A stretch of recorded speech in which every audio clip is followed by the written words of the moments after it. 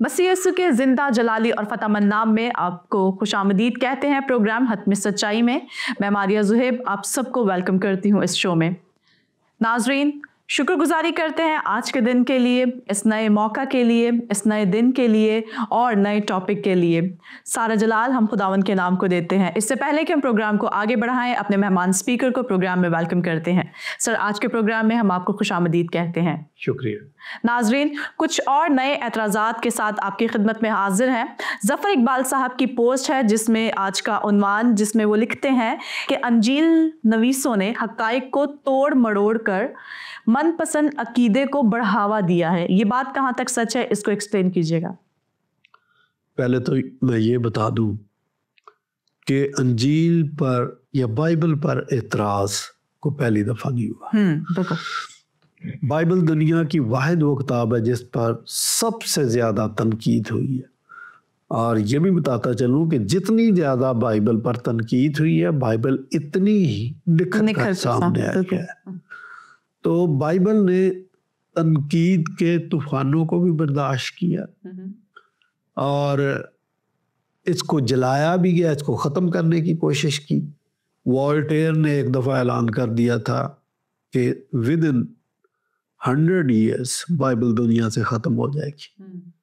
तो वो अभी 100 ईयर्स पूरे नहीं हुए थे, उसका वही घर चर्च ने या मिशनरी ने ख़रीद कर वहाँ पर बाइबल प्रिंटिंग प्रेस लगा दिया था। तो ये किसी एक दीवाने का ख्वाब नहीं है, बेशुमार लोगों ने कोशिश की है।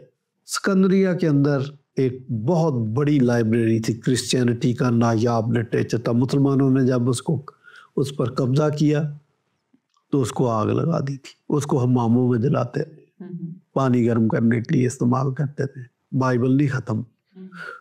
तो अगर ज़फ़र साहब ने आज ये कह दिया कि अंजील नवीसों ने हक़ाइक़ को मरोड़ दिया है, तो हमारे लिए ये कोई नई बात नहीं है।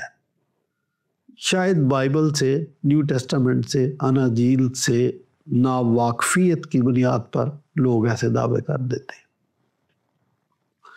पहले तो मैं ये बताना चाहता हूँ कि अंजील अभी ज़ब्त तहरीर में नहीं आई थी, चर्च कायम हो गया था और चर्च एक शख्सियत की वजह से कायम हुआ था, वो मसीह यीशु है। और वो जो पहला कुरिन्थियों 15वें बाब की 3री और 4थी आयत में अकीदा बयान कर दिया गया, इब्तदाई अकीदा मसीहियों का था, ये तो अंजील लिखने से पहले ही कायम हो गया था। और उसी अकीदे की बुनियाद पर लोगों ने मसीह को भी मानना शुरू कर दिया और चर्च बन गया था। लोग धड़ाधड़ मसीही हो रहे थे। तो अनाजील ज़ब्त तहरीर में बाद में आई है। तो ये कहना कि अंजील नवीसों ने हक़ाइक़ को तोड़ मरोड़ कर मनपसंद अकीदे को बढ़ावा दिया, बड़ी अहम काना स्टेट है। इतनी के अहम काना स्टेट है कि इसकी जितनी भी मजम्मत की जाए कम है। मुझे ये बताएं कि आप ये कह रहे हैं, आप मफरूज़ा पेश कर रहे हैं कि अकीदा क्रिश्चियंस ने पहले बना लिया और बाद में अनाजील लिखी गई। शायद आप ये कहना चाह रहे हैं, या आप ये कह रहे हैं कि अकीदा पहले बनाया गया और अनाजील अगर लिखी हुई थी तो उसके अंदर बीच बीच में डाल दिया गया। नेवर। हमारी जो काउंसिल्स हुई हैं, किसी काउंसिल में भी ये तरीक नहीं था कि लाएं जी अपने अपने नज़रियात पेश करें और हम इन नज़रियात को एक जगह इकट्ठा करके तो बाइबल के अंदर कहीं कहीं इंसर्ट कर देते हैं। ऐसा नहीं हुआ, बल्कि ये चीज़ें ऑलरेडी बाइबल के अंदर, न्यू टेस्टामेंट के अंदर लिखी हुई मौजूद थी। उन्होंने सिर्फ डिस्कस किया, उसको समझने की कोशिश की है। तो मुझे अफसोस होता है आपकी बातें सुनकर।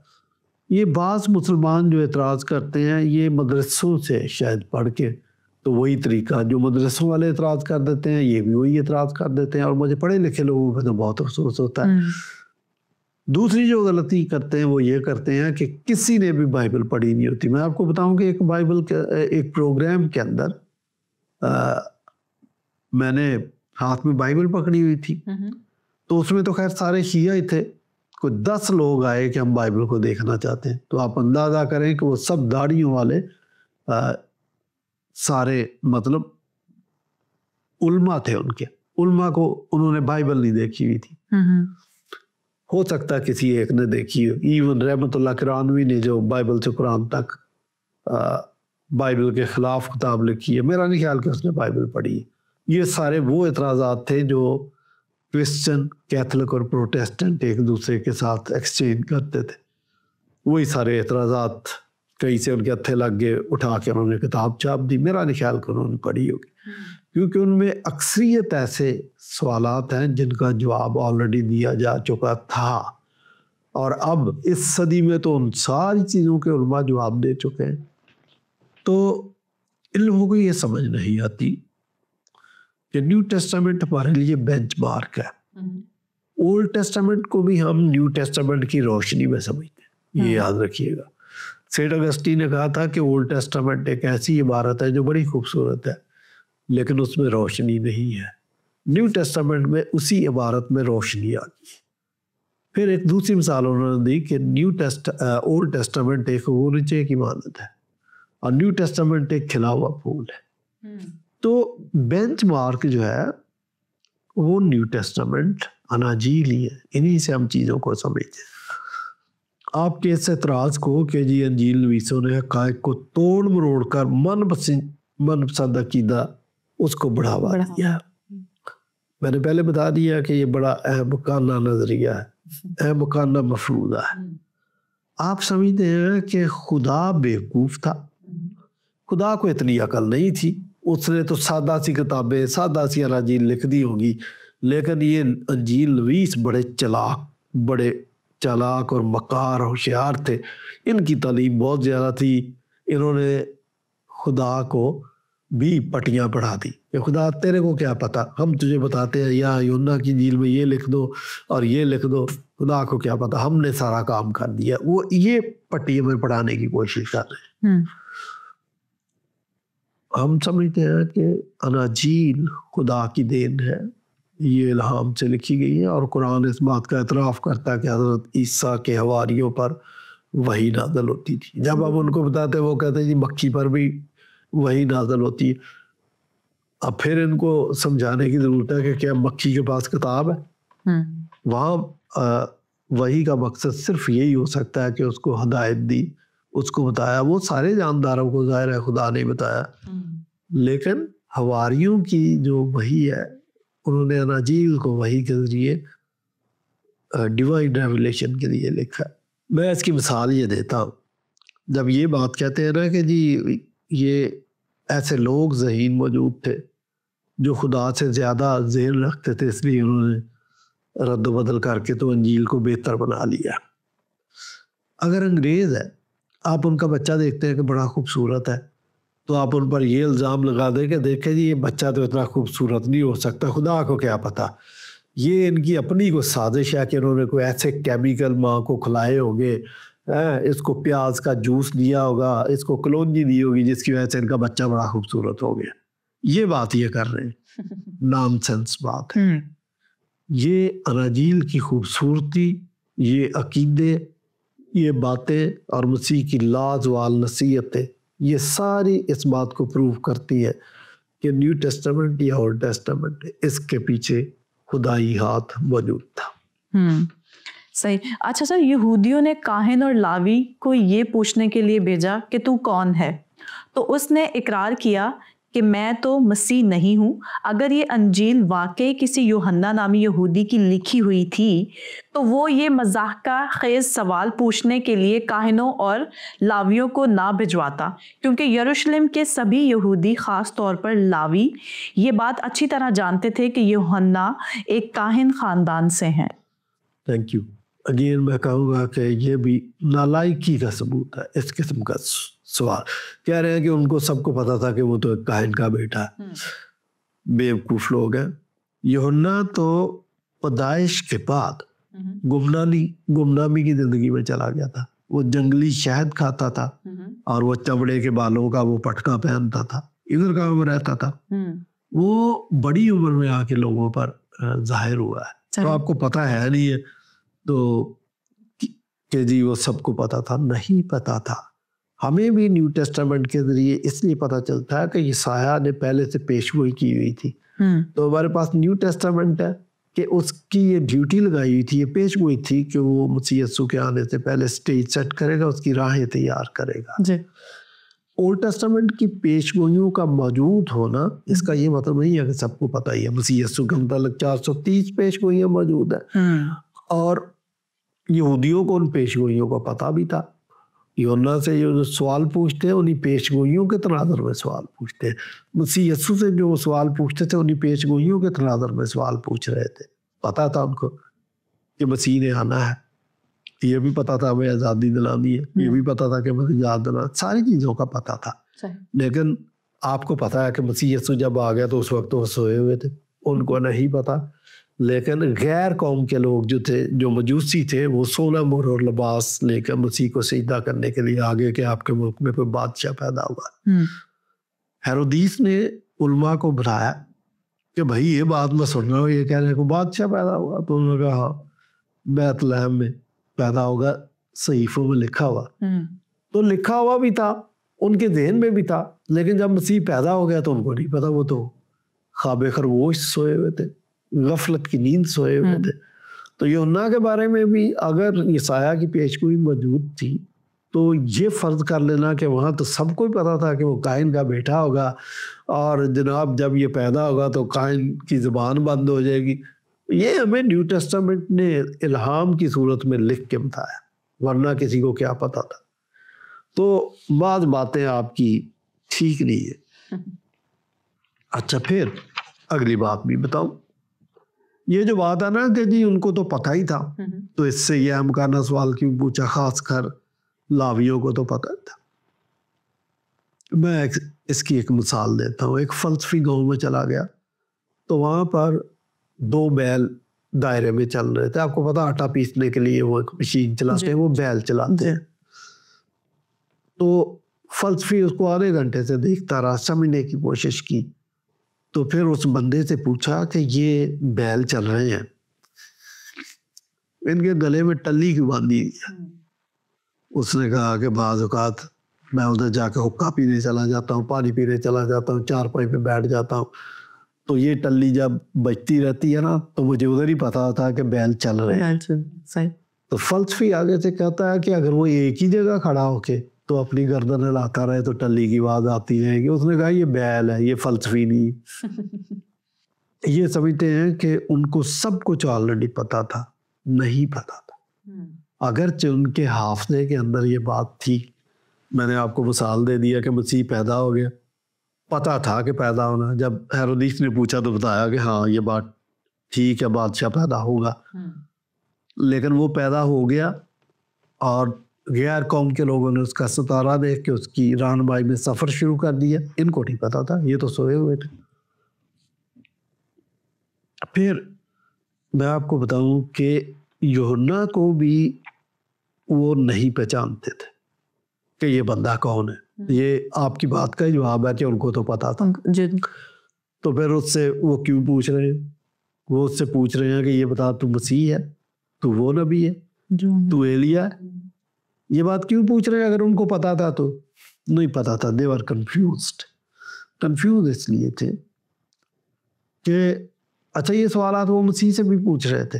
جتنے بھی سوال انہوں نے مسیح سے پوچھے ہیں, جتنے بھی اعتراضات کیے ہیں, ان کی وجہ یہی ہے کہ ان کو پتا نہیں تھا, وہ سمجھنا چاہتے تھے. پھر ان کا ایک اور پرابلم تھا کہ وہ اولڈ ٹیسٹامنٹ سے یہ جانتے تھے کہ 3 اشخاص کسی بھی وقت رونما ہو سکتے ہیں.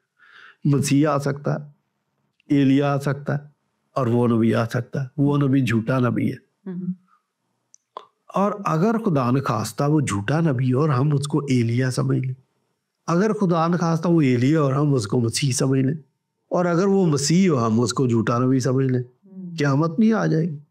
اس لیے ان کی یہ ذمہ داری بنتی تھی کہ آنے والے شخص کا انٹرویو کریں, اس سے سوالات کریں, اس سے پوچھیں. اگر آپ اسلامی تاریخ کا بھی مطالعہ کریں تو یہودیوں نے بہت سارے سوالات رسول اسلام سے کی, کئی اعتراض بھی کیے, کئی فرمائشیں بھی کی. اس کی وجہ بھی یہی تھی. ان کی یہ ڈیوٹی بنتی ہے کہ آنے والے شخص کو جج کریں, پہچانیں, اور پھر اس کے مطابق اپنی راہ عمل متعین کریں. تو یوحنا کو جو انہوں نے پوچھا تھا کہ کیا تو ایلیا ہے, کیا تو مسیح ہے, کیا تو وہ نبی ہے, تو اگر ظفر صاحب کے بقول کہ یہ مضحکہ کے سوال ہے تو یہ سوال پوچھتے کیوں؟ اگر وہ پہچانتے تھے، وہ نہیں پہچانتے تھے، آپ کو نہیں پتا، ایون اسی کو بھی نہیں پہچانتے تھے. جو پہچانتے تھے وہ صرف اتنا پہچانتے تھے کہ یہ کوئی عجیب شخص ہے، یہ کوئی بے مثل شخص ہے، اس کی باتیں الگ ہیں، اس کے کام الگ ہیں، یہ پتا تھا. لیکن یہ 100% شورٹی نہیں تھی کہ آنے والا مسیح یہی ہے اور یہ ڈیوائن شخصیت ہے، یہ خدا ہے، انسان بن کے آ گیا، یہ پتہ نہیں تھا. تو اسی وجہ سے بڑی مشکلات تھی. لہذا بڑی مشکل سے لوگوں کو سمجھ آتا تھا کہ یہ واقعی وہ مسیح ہے جس کے ہم انتظار میں تھے، یہ واقعی خدا ہے جو انسان بن کے آ گیا. تو وہ ایک بات کا سب سے پہلے اعتراف کرتے تھے، اس کو خداوند کہتے تھے. جس کسی نے مسیح کو خداوند مان لیا ہی بیکیم کرسچن. آپ کو پتا ہے کہ توما نے کہا اے میرے خداوند، اے میرے خدا، کہا نا، تو خدا ماننا لازمی تھا. تو لوگوں کو بہرحال سمجھ آ جاتا تھا، جب سمجھ آ جاتا تھا ان کے بیریئر ختم ہو جاتے تھے تو وہ کرسچن ہو جاتے تھے. مسیح کو نہ پہچاننے کی وجہ یا ان کو جو کنفیوژن درپیش تھا، اگر یہودیوں کی جگہ ہم ہوتے، آج تو ہم بڑے چیمپئن بنے پھرتے ہیں جی، ہم مسیح کے پیروکار ہیں، ہم سے زیادہ مسیح کا کوئی اسٹوڈنٹ شاگردی نہیں ہے، ہم ہی بڑے ہیں جناب. لیکن اگر اس وقت مسیح کی موجودگی میں ہم ہوتے تو ہماری حرکتیں ویسی ہوتی جیسے یہودیوں کی تھی. ہو سکتا ہے اس سے 10 گنا زیادہ ہی الٹی حرکتیں کرتے. وجہ کیا تھی؟ ایک وجہ تو میں نے آپ کو بتا دی ہے کہ 3 شخصیات کی آمد کے منتظر یقیناً کنفیوز ہوں گے اور ان کی ڈیوٹی تھی کہ ان کو سارٹ آؤٹ کریں، الگ الگ کریں. ٹھیک ہے، ایک تو یہ وجہ تھی. دوسری بڑی وجہ کہ یہودی غیر قوم سے نفرت کرتے تھے. میں نے آپ کو بتایا کہ اگر مسیح کی عجیب باتوں کی وجہ سے اسے پہچانا بھی تو کچھ چیزیں ایسی تھی جن کی وجہ سے ان کو کنفیوژن درپیش تھا. اور یوحنا نے کہہ دیا دیکھو یہ خدا کا برہ ہے جو اس جہان کے گناہ اٹھا لے جاتا ہے. یوحنا نے اس کو بپتسمہ دیا اور آسمان سے آواز آئی کہ دیکھو یہ خدا کا برہ ہے جو اس جہان کے گناہ اٹھا لے جاتا. سر یہ میرا پیارا بیٹا ہے جس سے میں خوش ہوں. لیکن اچھا معجزات بھی مسیح کر رہے تھے. اب دیکھیں لازر کو زندہ کر دیا، 4 دن کے مردے کو، 5000 کو کھانا کھلا دیا، اور یائر کی بیٹی کو زندہ کر دیا. سو مچ سو یہودیوں کے لیے کوڑیوں کو کوڑ سے پاک کر دینا ایک ایسی چیز تھی جو تاریخ میں کبھی کسی نے نہیں کیا تھا. اور یہ وہ واقعہ تھا کہ ان کو شہر بدل کر دیا جاتا تھا. اگر کسی کو کوڑ ہے وہ شہر کے اندر نہیں رہ سکتا. تو اگر مسیح نے ان 10 آدمیوں کو کوڑ سے پاک صاف کر کے تو یہ طریقہ بھی بتا دیا کہ اب آپ کو شہر کے اندر رہنا چاہیے، جو ان کو بھیجا کہ جاؤ اپنے تائیں کاہن کو دکھاؤ. تو اس کا مقصد یہی تھا کہ کاہن جس نے یہ آرڈر کیا ہوا کہ آپ شہر میں نہیں رہیں گے، وہ جب دیکھے گا ان کی باڈی کو چیک کرے گا، اس کا کوڑ کا کوئی نشان ہی نہیں، آپ تو بالکل تندرست ہو، تو آپ جاؤ اب شہر کے اندر رہ سکتے. ان ساری باتوں کی وجہ سے یقیناً ان کو ماننا چاہیے تھا کہ آنے والا مسیحا یہی ہے، اور یقیناً یہ انسانی شکل میں خدا آ گیا. میرے خیال میں تو کوئی اس میں رکاوٹ نہیں تھی. لیکن اب جو چیزیں رکاوٹ بننی تھی ان کو سمجھ لیں.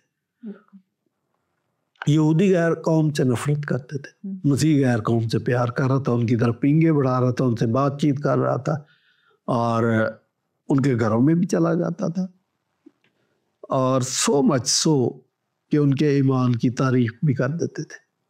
یہ بات یہودیوں کو پسند نہیں تھی. یہ جو چیز تھی یہ رکاوٹ بن رہی تھی کہ بھئی یہ لگتا بھی ہے کہ یہ وہی ہے لیکن نہیں بھی لگتا. یوحنا نے بھی ایک وفد جو بھیجا تھا اس کا بھی پرابلم یہی تھا کہ وہ سوچ کے بیٹھے ہوئے تھے کہ مسیح آئے گا تو وہ ہمیں سیاسی آزادی دے گا. تو اس نے دیکھا سیاسی آزادی کیا دینی، میں نے تو اس کی راہ تیار کی، اسٹیج سیٹ کیا، الٹا ماحولات میں ہوں. تو اس وجہ سے he was also confused. اس نے بھی وفد بھیجا تھا کہ آنے والا تو ہی ہے یا اب کسی اور کی راہ دیکھیں. پھر مسیح کے معجزات ٹھیک تھے تعلیمات بھی بڑی زبردست تھی، لیکن یہودیوں کو جو مسیح سے بدظن کرنے والی بات تھی وہ یہ تھی کہ وہ خدائی دعوے کرتے تھے. یہ بات وہ پسند نہیں کرتے تھے کہ بھائی اس نے کہا پیشتری سے کہ ابراہیم تھا میں ہوں. انہوں نے پتھر اٹھا لیے کہ اس کو سنسار کیا جائے. اور پھر گناہ معاف کرنے کا اختیار اس کو کہاں سے آ گیا؟ یہ تو خیر گناہ بھی ابن آدم کو گناہ معاف کرنے کا بھی اختیار ہے. تو یہ خدائی دعوے جو تھے انہوں نے یہاں تک کہہ دیا کہ جو روٹی آسمان سے اتری وہ میں ہی ہوں. قیامت اور زندگی میں بڑی پریشانی تھی ان کے لیے کہ یہ کرتا کیا ہے. تو ان خدائی دعووں کی وجہ سے وہ دن رات اس طاق میں تھے کہ ہمیں کوئی ایسا پروف ملے کہ ہم اس کو سنسار کر دیں. بھائی یہ پتہ چل گیا تھا کہ یہ خدائی دعوے کر رہا ہے، اور ان کو کہیں نہ کہیں یہ احساس ہو گیا تھا کہ یہ اصل بندہ نہیں ہے. وہ تو اس کو جعلی سمجھتے تھے، ان باتوں کی وجہ سے سمجھتے تھے. پھر عدم تشدد کی بات، ان کی تو 6-7 تنظیمیں جو تھی وہ تشدد والے کام کرتی تھی. وہ قتل و غارت بھی کرتے تھے، وہ لوٹ مار بھی کرتے تھے، ٹیکس دینے سے منع کرتے تھے. تو مسیح کہہ رہا تھا کہ اگر کوئی تمہارے بائیں گال پر تھپڑ مارے دائیں بھی اس کی طرف پھیر دو، اپنے دشمن کے لیے دعا کرو.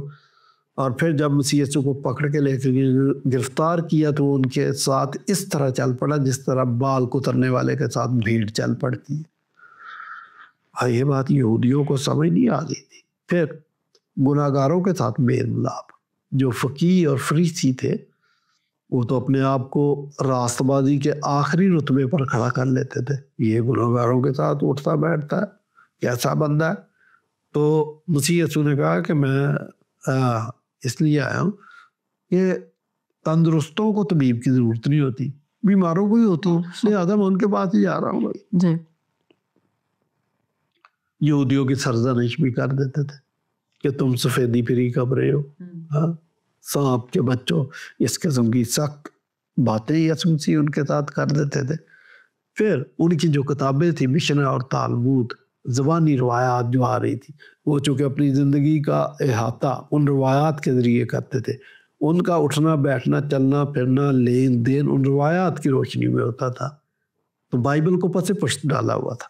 تو ان کو مسیح یسوع نے کہا کہ تم انسانی روایت سے خدا کے حکم کو ٹال دیتے ہو، لہذا بے فائدہ میری پرستش کرتے ہو. تو یہ ساری باتیں جو تھی یہ ان کو مجبور کرتی تھی کہ وہ مسیح کے خلاف ان کے آمنے سامنے کھڑے ہو جائیں. وہ یہی ہو رہا تھا. تو یہ ساری باتیں ہمیں یہ سمجھانے کی کوشش کرتی ہے اس لیے ہیں کہ وہ جو سوال جواب کرتے تھے اور ان کو پہچاننے میں جو ان کو دقت پیش آ رہی تھی وہ یہ وجوہات تھی. صحیح. بہت شکریہ سر آپ کا. اس کا مطلب یہ ہوا کہ ظفر اقبال صاحب جو یہ کہہ رہے ہیں کہ انجیل نویسوں نے حقائق کو توڑ مڑوڑ کر من پسند عقیدے کو بڑھاوا دیا، تو کیا کہاں تک یہ بات سچ ہے؟ اس کو ایکسپلین کیجیے. دیکھیں یہ باتیں جو شخص دور سے کھڑا ہو کے دیکھتا ہے اس کو تو الجھی ہوئی نظر آتی ہے.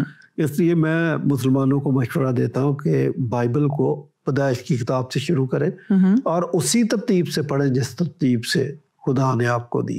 یہ 2-4 غلطیاں کرتے ہیں. یہ بائبل کو ترتیب سے نہیں پڑھتے، شروع سے نہیں پڑھتے، آخر تک نہیں پڑھتے، حوالے چن چن کے پڑھتے. تو اگر کسی نے پہلے اعتراضات کیے انہیں اعتراضات کو ازبر کر کے تو کرسچن کے سامنے آ کے کھڑے. ظفر اقبال صاحب یہی کر رہے ہیں. یہ یہودیوں کے اعتراضات ہیں جو سارے کے سارے یہ یہودی اعتراض ہیں. یہ کر رہے ہیں چونکہ مسلمان اعتراض کر رہا ہے تو پھر ہم ساتھ ہم اسلام کا بھی آپریشن کرتے ہیں جب ہم ان باتوں کا جواب دیتے ہیں. تو آج کے سیشن کے اندر جو کچھ میں نے بتایا آپ کو بہت کلیئر پتہ چل گیا ہوگا، اور اگر آپ کو پتہ چل گیا آئی ہوپ ناظرین کو بھی پتہ چلا ہوگا کہ انجیل نویسوں نے حقائق کو توڑ مروڑ کر بیان نہیں کیا بلکہ جوں کا توں بیان کیا ہے. اور پھر چونکہ چرچ 2000 سال سے 2024 سال سے قائم و دائم ہے، یہ اس بات کا ثبوت ہے کہ جو حقائق تھے ان حقائق کی وجہ سے چرچ قائم ہوا تھا، اور یہ چرچ ابھی تک قائم ہے. کسی کی جرت نہیں ہے کہ انجیل کو توڑ مروڑ کے بیان کرے. مجھے یہ بتائیں کہ ایسا کوئی شخص ہوگا کہ اس کے پاس ہیرا ہو اور وہ کہے کہ میں اس ہیرے کو گرم کر کے تو اس کے اندر تھوڑی سی ریت مکس کر کے تو اس کا وزن بڑھا لیتا ہوں. تو جہاں ایک ہیرا بکے گا یہ 2 کے برابر بک جائے گا. وہ نہ ہیرا رہے گا نہ ریت رہے گی. آپ نے وہ تمثیل سنی ہوگی کہ ایک عورت ہے, اس کو ایک موتی مل گیا تھا, قیمتی موتی مل گیا تھا. ٹھیک ہے, اور بھی اس قسم کی مثالیں ہیں. تو انہوں نے ایک گم ہو گیا تھا, درم گم ہو گیا تھا, ایک بندے کو موتی مل گیا, قیمتی ہیرا مل گیا. اس نے اپنا سب کچھ بیچ کے تو وہ کھیت جس کے اندر وہ دبایا ہوتا وہ خرید لیا. تو ہمارے پاس تو ایک بیش بہا بیش قیمت موتی ہے, ہم اس میں ملاوٹ کیوں کریں گے؟ اس کا بیڑا غرق کر لیں. ہمارے پاس جو ہم اس کی قدر کرتے ہیں, اسی وجہ سے ہم تسلی پاتے ہیں, اسی کی وجہ سے ہمارا ایمان مضبوط ہے, اسی کی وجہ سے ہم ڈولتے نہیں. بالکل, بہت شکریہ سر آپ کا ان تمام سوالات کے جوابات کے لیے. خداوند اور آپ کو اسی طرح سے اپنے جلال کے لیے استعمال کرتا رہے اور آپ اور مسیح میں بڑھتے چلے جائیں. اسی کے ساتھ ناظرین, ہم آپ کے بھی شکر گزار ہیں. یقیناً آج کے پورے پروگرام سے آپ نے برکت پائی ہوگی. سچائی کو کھوجے, سچائی کو جانے, سچائی اگر سمجھ آ جائے تو اسے قبول کرنے کا حوصلہ پائیں. اجازت دیجیے, پھر آپ سے ملاقات ہوگی. دیکھتے رہیے پروگرام حتمی سچائی.